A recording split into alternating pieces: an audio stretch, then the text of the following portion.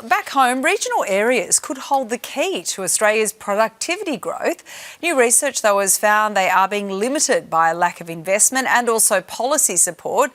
And a blind spot in Australia's economic measurement system is affecting billion-dollar productivity decisions. Joining me to discuss this today is Chief Executive Officer of the Regional Australia Institute, Liz Ritchie. Liz, thanks for your time today. I mean, this is really a myth-busting report, this one, isn't it?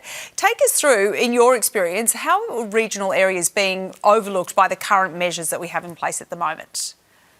Yeah, thank you, Sally. Look, this new report, Regional Productivity Solutions, is really highlighting that the way that we currently measure productivity in Australia is limited. That globally, we know that the best way to measure productivity is to get to a place-based perspective, so really granular from the ground up right across regional Australia. And when you do that, you have the opportunity to work with the local actors, local business community, to see where those greatest opportunities for growth may be and indeed where the greatest barriers are. So getting to that place-based data is incredibly important. And what we've produced in this report is third-party data, but what we're seeking is the federal government to invest through the ABS and make sure that this data is available for all. Okay, when you look at this map, though, currently of our country, are there particular regions that we can clearly see already really driving our growth?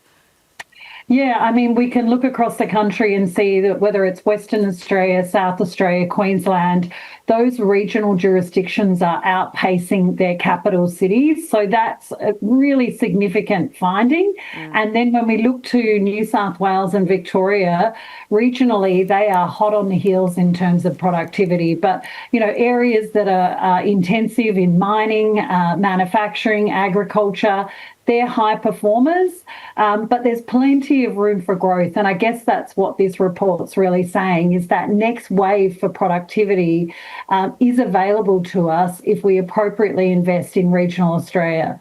Yeah, and it's that mindset shift out of our cities to really look at that productivity. As of the current state of play, what's the biggest sort of barrier we are facing in those regional areas in terms of having better productivity? Yeah, I mean, essentially, you need the data first and foremost. Then you need the programs that will adequately support investment. So we're talking about issues around housing, connectivity, infrastructure, roads, transport, and indeed just finance capital that can help develop the necessary innovation and ecosystems that we know can advance productivity. Yeah, really interesting stuff. We've got to look beyond the big smoke, don't we? Liz, thank you so much for your time today. We appreciate it.